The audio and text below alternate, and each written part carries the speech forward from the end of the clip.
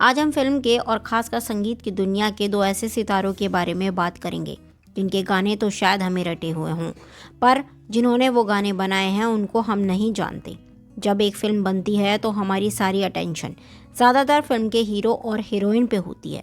ज़्यादा ध्यान दिया तो फिल्म के डायरेक्टर के बारे में पता होता है।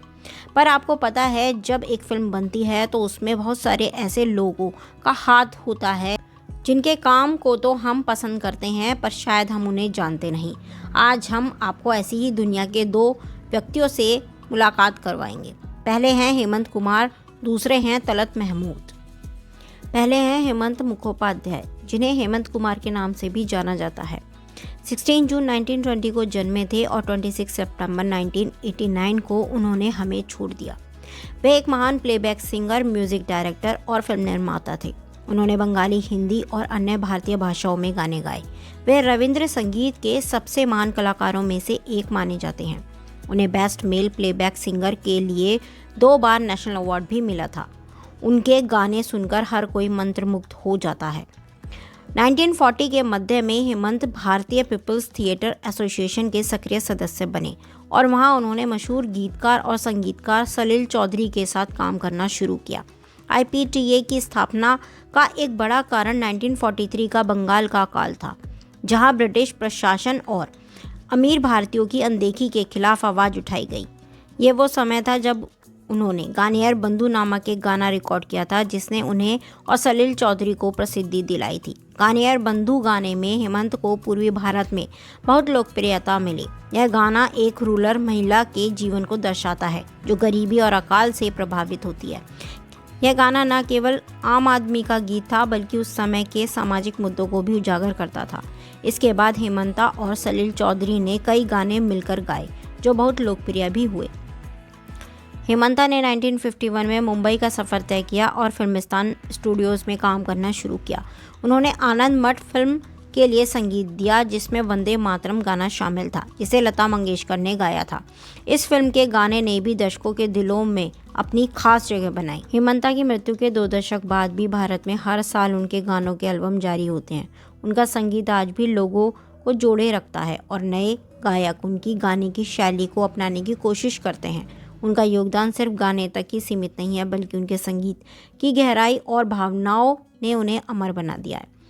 तलत महमूद भारत के प्रसिद्ध गायक और फिल्म अभिनेता थे, जिन्होंने गज़ल गायक के रूप में बहुत ख्याति प्राप्त की थी। शुरुआत में उन्होंने तपन कुमार के नाम से गाने गाए थे। बेहद सौम्य और विनम्र स्वभाव के तलत महमूद के लिए संगीत एक जुनून था, जबकि उनकी अदाकारी ने उन्हें बहुमुखी प्रतिभा के धनी कलाकार के रूप में पहचान दिलाई। मात्र 16 वर्ष की उम्र में ही गज़ल गायक के तौर पर अपने सफ़र की शुरुआत करने वाले तलत महमूद ने उस जमाने की जानी मानी अभिनेत्री सुरैया नूतन और माला सिन्हा के साथ भी हिंदी फिल्मों में अभिनय किया था। उनके योगदान के लिए ईयर 1992 में उन्हें पद्म भूषण की उपाधि से सम्मानित किया गया था। तलत महमूद का जन्म लखनऊ में एक खानदानी मुस्लिम परिवार में 24 फरवरी 1924 को हुआ था। उनके पिता का नाम मंसूर खान था। शुरुआत में तलत महमूद ने लखनऊ आकाशवाणी से गाना शुरू किया। उन्होंने 16 साल की उम्र में ही पहली बार आकाशवाणी के लिए अपना पहला गाना रिकॉर्ड करवाया था। इस गाने को लखनऊ शहर में काफ़ी प्रसिद्धि मिली। इसके बाद प्रसिद्ध संगीत कंपनी HMV की एक टीम लखनऊ आई और इस गाने के साथ साथ 3 और गाने तलत से गवाए गए।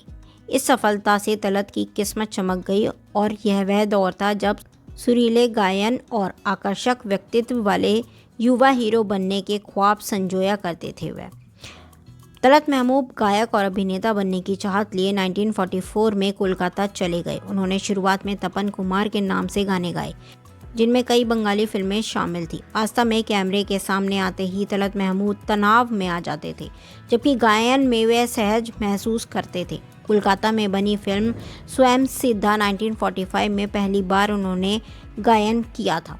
अपनी सफलता से प्रेरित होकर बाद में तलत महमूद मुंबई आ गए और संगीतकार अनिल विश्वास से मिले। शुरुआत में तो उन्हें मुंबई में कोई खास सफलता नहीं मिली, लेकिन बाद में मुंबई में प्रदर्शित फिल्म राखी 1949, अनमोल रतन, आरजू से उनके करियर को विशेष चमक मिली। फिल्म आरजू की गज़ल ए दिल मुझे ऐसी जगह ले चल जहां कोई ना हो ने अपार लोकप्रियता अर्जित की। यहीं से तलत और दिलीप कुमार का अनूठा संयोग बना, जो कई फिल्मों में दोहराया गया। तलत महमूद ने हिंदी की 13 फिल्मों और 3 बंगला फिल्मों में अभिनय भी किया था। उन्होंने 17 भारतीय भाषाओं में गाने गाए। मशहूर संगीतकार नौशाद ने भी तलत को फिल्म बाबुल के लिए गाने का मौका दिया। इसके बाद तो तलत ने लगातार कई फिल्मों में लगातार हिट गाने दिए और खूब नाम कमाया। 60 का दशक आते आते तलत की आवाज़ की मांग घटने लगी। उसी समय फिल्म सुजाता के लिए उनका गाना जलते हैं जिसके लिए खूब चला और पसंद किया गया। तलत महमूद ने हिंदी फिल्मों में आखिरी बार जहां आरा के लिए गाया था।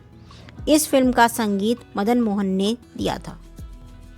तलत महमूद पहले भारतीय गायक थे जिन्होंने 1956 में विदेश में कार्यक्रम दिया था। इसके अलावा उन्होंने लंदन के रॉयल अल्बर्ट हॉल और अमेरिका के मैडिसन स्क्वायर गार्डन और वेस्टइंडीज़ के जीन पियर कॉम्प्लेक्स में भी कार्यक्रम किया था। संगीत निर्देशक नौशाद ने एक बार कहा था कि तलत महमूद के बारे में मेरी राय बहुत ऊंची है। उनकी गायकी का अंदाज अलग है। जब वह अपनी मखमली आवाज़ से अनोखे अंदाज में गज़ल गाते हैं तो गज़ल की असली मिठास का एहसास होता है। उनकी भाषा पर अच्छी पकड़ है और उन्हें पता है कि किस शब्द पर जोर देना है। तलत के होठों से निकले किसी शब्द को समझने में कठिनाई नहीं होती। निर्देशक और निर्माता महबूब खान जब कभी उनसे मिलते तो तलत के गले पर उंगली रखते और उनसे कहते, खुदा का नूर तुम्हारे गले में है। तलत महमूद ने अपने लंबे करियर में हिंदी समेत विभिन्न भाषाओं में करीब 800 गीत गाए हैं, जिनमें से उनके कई गीत आज भी लोगों के जहन में ताज़ा हैं।